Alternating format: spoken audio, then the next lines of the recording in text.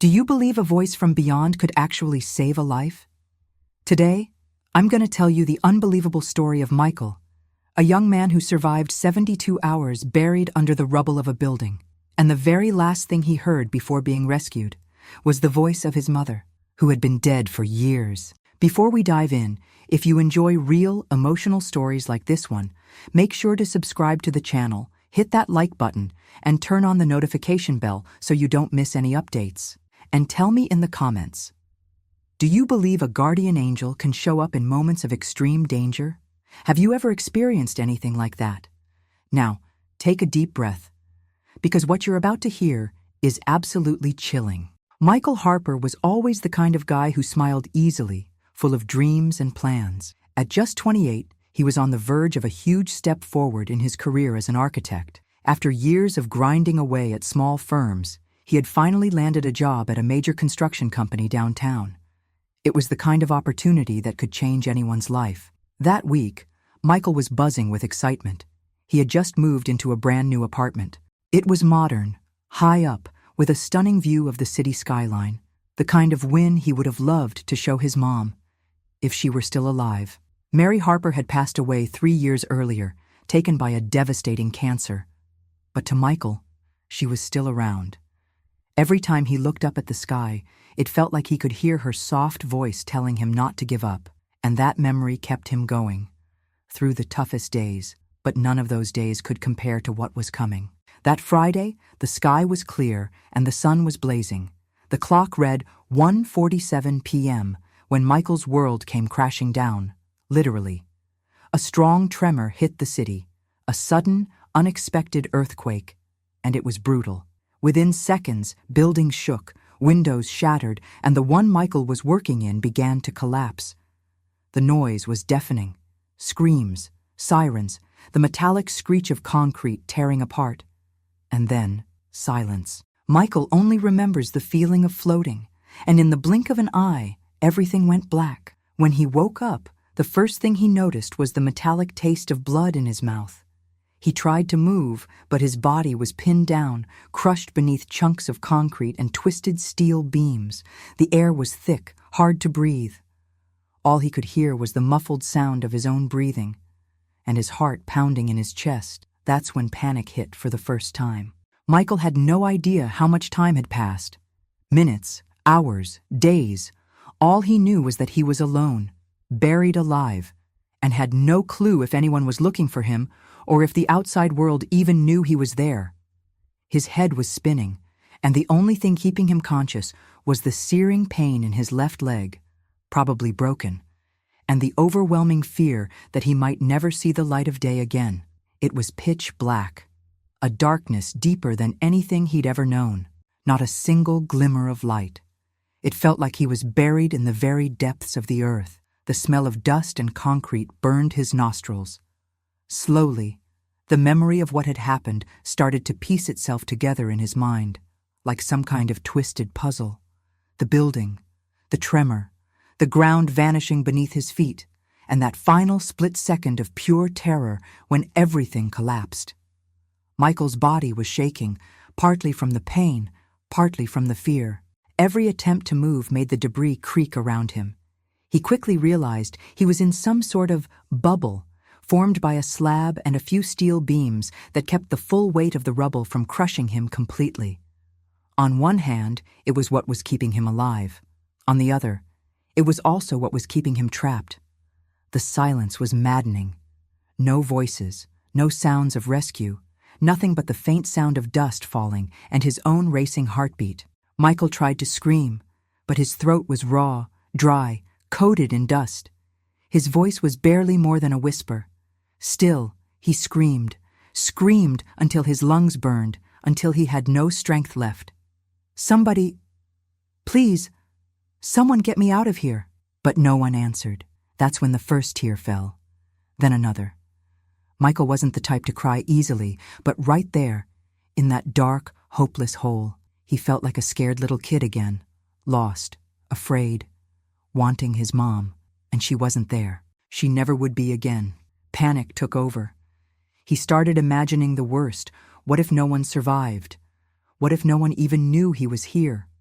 What if the world outside was just moving on, with no idea that Michael Harper, was trapped under tons of concrete, fighting for his life? He tried to focus on breathing, but it was hard. The air felt thinner, and his chest was heavy, like a truck was parked on top of him. Slowly, his mind started to drift, to fade away. Flashbacks of his mother started to appear. The smell of the coffee she used to make every morning. The sound of her laughter echoing through the house. The last time he saw her, so frail, lying in that hospital bed, holding his hand and whispering with what little strength she had, "Promise me you'll stay strong, my son. Promise you'll live your life. For me." Michael clung to that memory like a shipwrecked man clings to a piece of wood in the middle of the ocean. But right there, in that moment, he didn't feel strong. He felt weak, empty, abandoned. The first night came without him even noticing. The darkness was the same, but the cold grew harsher with every passing hour. Michael was shivering, his teeth chattering, and the hunger started to kick in. His throat was raw, and the taste of blood wouldn't go away. He was beginning to understand the real meaning of the word despair. Down there, at the bottom of that hole, with no one around to hear his screams, Michael felt like death was no longer just a possibility, but a certainty creeping closer. And in that very moment, in the peak of his desperation, he made a vow. If he made it out alive, he'd never complain about life again. Never again would he miss a chance to tell the people he loved how much they meant to him. But deep down, he knew making it out of there was almost impossible. The first few hours trapped under the rubble felt like an eternity for Michael. Time simply stopped existing. There was no way to tell whether it was day or night outside. The only clock he could hear was the pounding of his own heart and the ticking of his mind, which was slowly starting to flirt with madness. His whole body ached. His left leg throbbed nonstop. Every time he tried to move, the pain would explode and shoot up his spine like an electric shock. Michael realized his leg was pinned beneath a chunk of concrete, and from the weird angle, he was sure the bone was broken. But right then, the biggest challenge wasn't the physical pain. It was keeping his mind together. Hunger soon came knocking. A dry, empty hunger that felt like it was burning a hole through his stomach. But worse than hunger was thirst. His throat felt like it was made of sandpaper. Every time he tried to swallow his own spit, it felt like he was dragging glass shards down his throat. He tried to search his memory for any movie, any documentary, anything that might teach him how to survive something like this. He remembered an old survival show where the host said, "You can survive for weeks without food, but without water. Just a few days." That hit him hard. Michael started to feel around with his hands, but all he could touch was debris, dust, and bits of cold, twisted metal. No sign of water, no sign of a way out. Time kept crawling by. The headache started to pulse, and his mind began to play tricks on him. Michael started hearing things, or at least he thought he did. Voices, whispers, faint laughter. For a moment he was sure he heard his phone vibrating. With great effort, he tried to reach into his pants pocket, but there was nothing there. The phone, if it had survived, was buried somewhere under the rubble. That's when it really hit him. He was completely cut off. No connection to the outside world, no way to call for help. Michael tried to pray, but the words came out broken, weak. "God, please, don't let me die here. Not like this." Meanwhile, his mind was flooded with memories of the past. He remembered his childhood, the times his mom would call him for dinner and he'd groan. He remembered those Sunday lunches he used to think were boring. And now he'd give anything to be back there, sitting at that table, listening to his dad's same old stories. He also remembered the regrets, the times he didn't call his mom because he was too busy. And now he'd give anything to hear her voice, just one more time. The hallucinations kept getting stronger. Michael's mind started playing dangerous tricks on him. Sometimes he thought he heard sirens in the distance. Other times, he swore he could smell food. But then reality would hit, and the bitter taste of blood in his mouth would yank him back. He needed to find a way to survive, to hold on. Then he remembered one detail: the backpack. Before the building collapsed, he had his backpack sitting next to his desk. If it was still nearby, maybe there was a bottle of water inside, or something, anything, that could help him survive. Michael started feeling around, every movement sheer torture. His arm scraped against the concrete, opening tiny cuts, but he didn't stop. He had to find the backpack. And then, in the middle of all that darkness, his fingertips brushed against something. Fabric, the backpack. Heart pounding, he pulled it toward him with what little strength he had left. It was there, torn, dirty, but it was the backpack. With trembling hands, he opened the zipper. And there, like a miracle, was a half-full bottle of water. Michael smiled for the first time since it all began.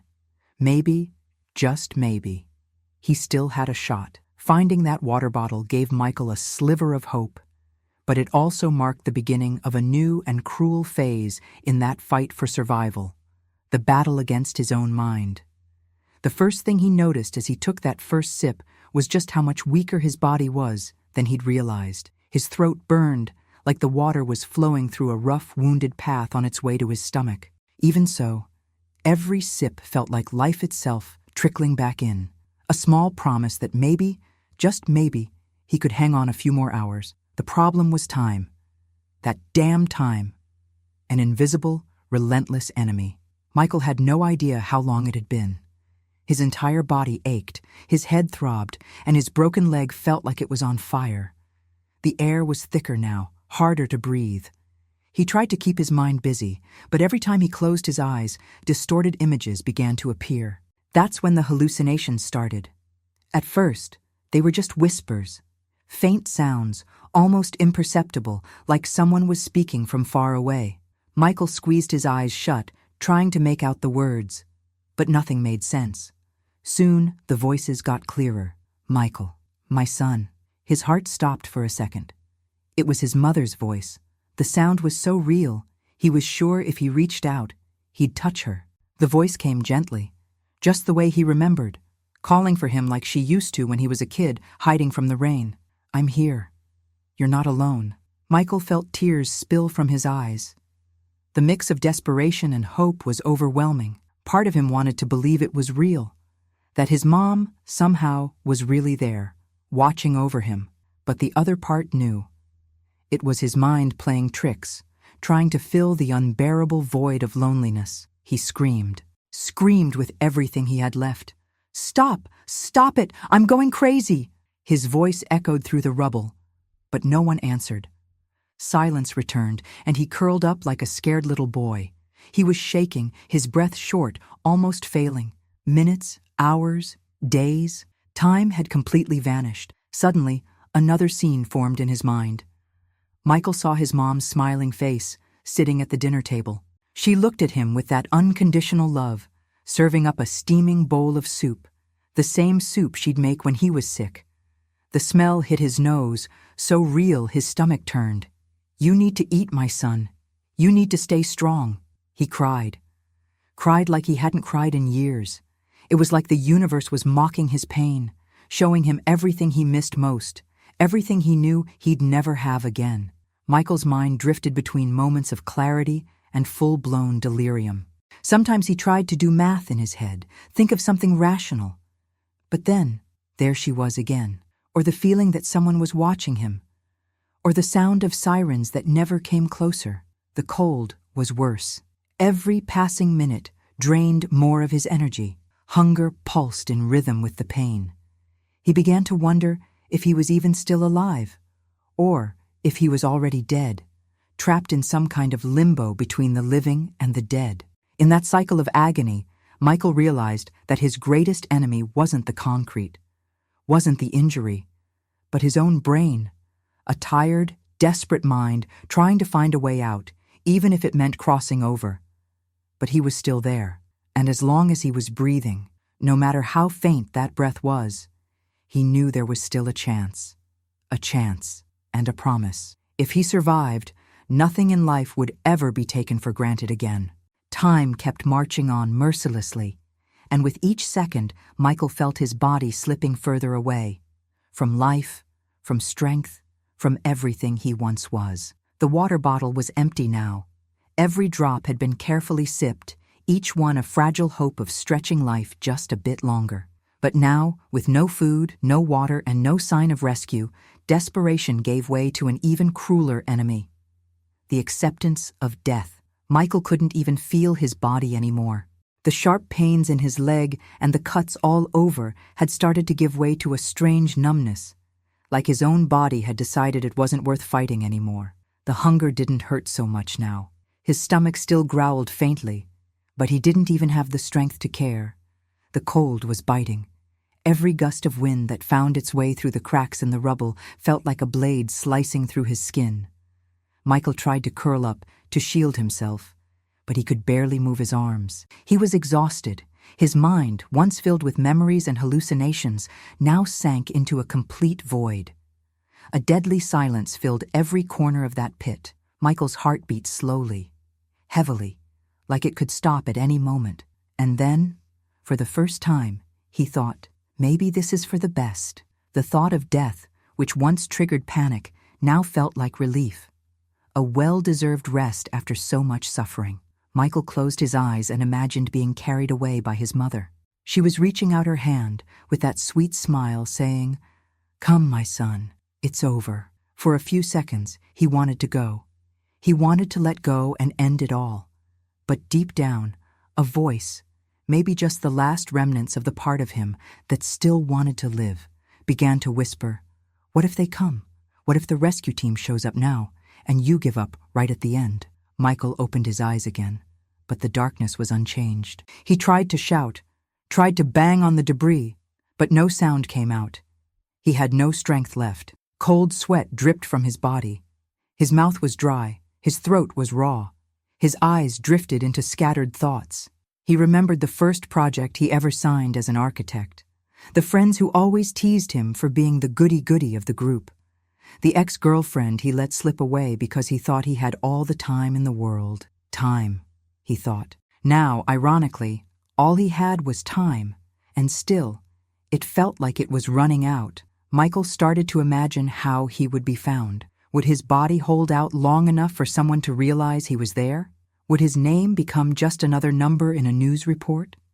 The fear of dying, forgotten, alone, swallowed him whole. And in that moment, somewhere between delirium and desperation, Michael started talking to himself, muttering broken words, scattered prayers. He asked for forgiveness, begged for help, begged not to die like this. And when his voice failed, he just cried. But something, deep inside, still kept him awake. The sound of a breath, a whisper, or maybe just his imagination. Michael didn't know what was real anymore. All he knew was that he didn't want to die there. Not like that. Not without fighting to the very last second. But death was so close, so close. He could feel its cold breath. And so, with his body giving in, Michael's mind began to prepare for the worst. What happens when death feels inevitable? And suddenly, something inside you refuses to let go. That's exactly where Michael found himself. A thread of life, so thin it was barely noticeable, but somehow, still holding on. He didn't know how long it had been since that last sip of water. Hours? A full day? His body no longer responded. But his mind, even on the edge of the abyss, was still searching for a reason not to surrender. And that's when it happened. In the middle of that oppressive silence, Michael heard a sound, faint, distant, almost like a whisper carried on the wind. He held his breath, trying to tell if it was real or just another hallucination. The sound came again. A crack, a creak of metal. Then, voices. Yes, voices. Michael's eyes flew open. His heart started pounding in a way it hadn't in a long time. Someone was there. Somewhere above him. "Help!" He tried to shout, but his voice came out like a thread of air. He tried again, digging into the very last bit of strength he had left. "Help! Someone! Down here!" The echo got lost among the debris, but for the first time, Michael felt he wasn't alone anymore. The voices kept coming, louder, closer. "Is someone there?" Michael felt his chest explode with emotion. They were there. Someone was actually there. "I'm here! Down here!" This time, the scream came from deep inside, raw and full of life. Then came the sound of tools, metal cutting through concrete. He could hear orders being shouted, hurried footsteps, and above all, the hope inside him growing like a flame refusing to go out. But along with the hope came fear. What if they couldn't reach him in time? What if the rubble collapsed even more? What if this was just another hallucination? Michael closed his eyes and took a deep breath, tasting the air thick with dust and blood. No, this time it was real. He knew it. He could feel it. Tears streamed down his filthy face, and he whispered to himself, "You're getting out of here. You're gonna make it." And then he heard something that chilled him to the bone, and at the same time reignited the last spark of life inside him. One of the voices shouted, "We found signs of life here." Michael broke down sobbing, crying like a child. "Please, don't give up. I'm right here." The pain, the cold, the hunger, all of it seemed to fade for a moment. For the first time in 3 days, Michael truly felt there was a way out. The next few minutes were a blur of agony and hope. Every sound from above was a reminder that help was close. But with every creak of the broken structure, fear gripped him that it might all come crashing down again. And then Michael did something he hadn't done in days. He smiled. A weak, painful, but genuine smile. He didn't know how much longer he could hang on. But for the first time since it all began, he believed they were going to find him. And in that moment, he made a silent promise. "If I make it out alive, I'm going to change everything. I'm going to live every day like it's my last. I'll never again waste what really matters." The hope rekindled in Michael's chest barely had time to settle before something else happened. The moment the rescue team confirmed his presence under the rubble, the relief came hand in hand with a brand new fear, the fear of dying now, so close to salvation. Outside, the rescuers were shouting quickly, their voices tangled with the sound of heavy tools trying to carve a path to him. Michael tried to stay focused on those voices, clinging to them like a lost child calling for his mother. Every word that reached him was like a signal that the nightmare was nearing its end. But fate seemed determined to test every last ounce of strength he had left. "Michael, we hear you! Hang on, we're gonna get you out of there!" shouted one of the firefighters. He tried to answer, but his dry throat could only produce a weak, muffled moan. Still, he knew they'd heard him. He could feel it. Time became torture. Every second stretched into eternity. He could hear the drills, the blowtorches, and then the impossible happened. A loud crack echoed through the hole where Michael was trapped. A sharp, metallic snap, followed by a tremor. He barely had time to think before everything around him began to shift. "Stop! Everyone back! It's gonna collapse!" one of the rescuers shouted. Michael held his breath. The ground vibrated. Rocks and dust came crashing down over him. A chunk of concrete slammed into his shoulder, ripping a muffled scream from his chest. For a moment, he thought that was it, that the firefighters' efforts, all his struggle, would end right there, buried even deeper. The sounds became muffled. Michael coughed, fighting to stay conscious as more dust invaded his lungs. The fear was absolute. He knew if everything caved in again, no one would find him. "Michael, listen to me. Hang in there. The structure gave way, but we're not stopping." The firefighter's voice came back, strong, cutting through the darkness like a beacon in the storm. He wanted to believe, but his body didn't want to fight anymore. Michael cried, drained of strength, his face smeared with dust and blood. His mind began flirting once again with the idea of letting go, just surrendering once and for all. But then, his mother's voice echoed in his head once more. "You promised you'd be strong." He held on to that memory with everything he had left. Outside, the firefighters were talking. The situation was critical. The risk of a total collapse was real, but no one out there was thinking about giving up. And then another loud rumble. Michael squeezed his eyes shut, bracing for the worst. But what came instead was a ray of light, faint, almost invisible. But it was there. The structure above him had shifted just enough to create a small opening, just enough for a hand to reach through. And it did. A strong hand, covered in soot, reached out to him. "Michael, I see you, man. Hang in there. Give me your hand." He was crying so hard he could barely see, But somehow he moved his arm, drawing from a strength he didn't even know he had. When he felt the firefighter's hand grab his, Michael completely broke down. It was real. They were there. And this time, he knew he was getting out alive. But the nightmare wasn't over yet. The extraction would be slow, dangerous, and every movement could be fatal. But now he wasn't alone anymore. That firefighter's hand gripping Michael's was living proof that the impossible was happening. He was being rescued. And though the joy was overwhelming, it was quickly followed by fear. Every action from that point on was a dance between life and death. One wrong move, one piece of concrete shifted the wrong way, and it could all come crashing down again. Michael felt the firefighter squeeze his hand tightly, trying to give him reassurance, but the voice that followed made the seriousness of the situation clear. "Michael, we're gonna get you out, but I need you to trust me, all right?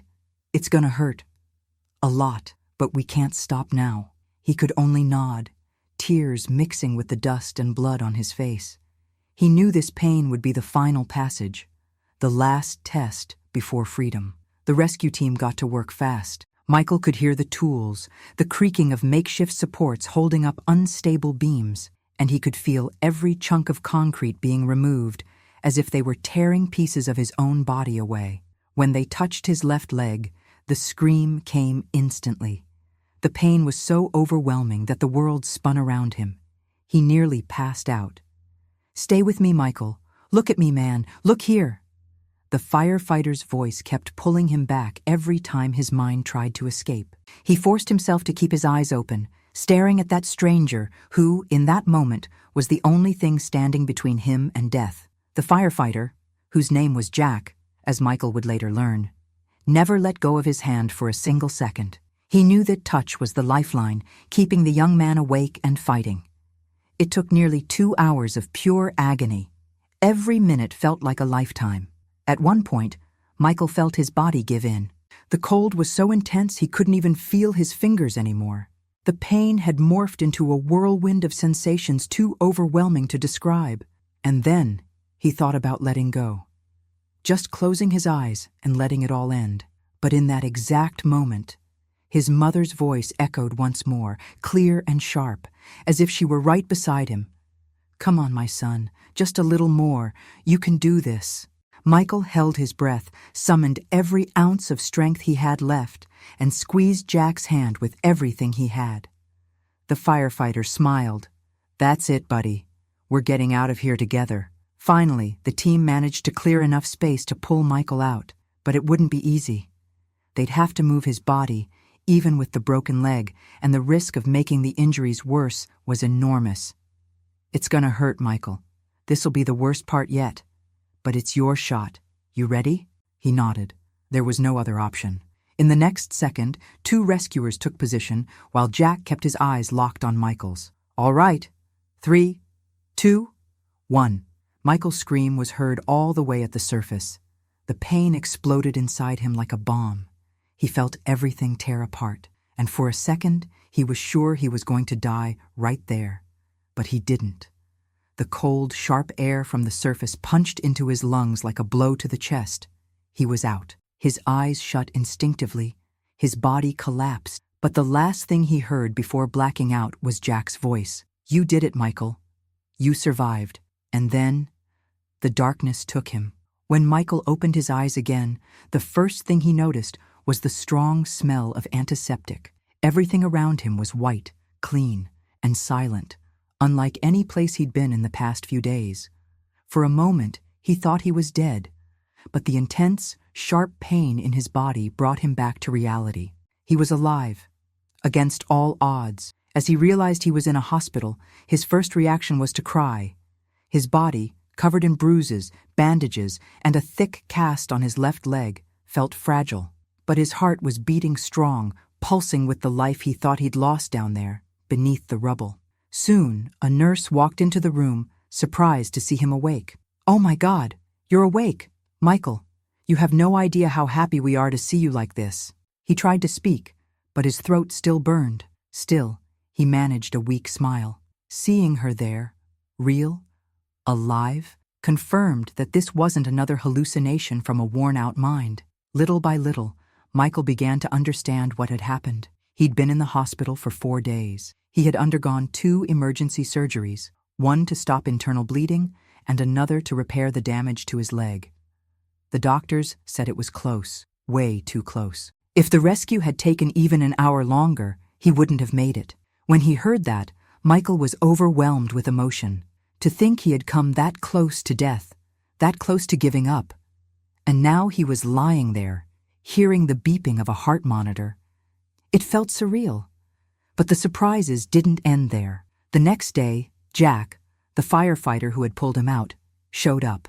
When Michael saw him standing in the doorway, a lump formed in his throat. Jack smiled, walked into the room, and shook his hand, now stronger, more alive. "Told you you were getting out of there, buddy."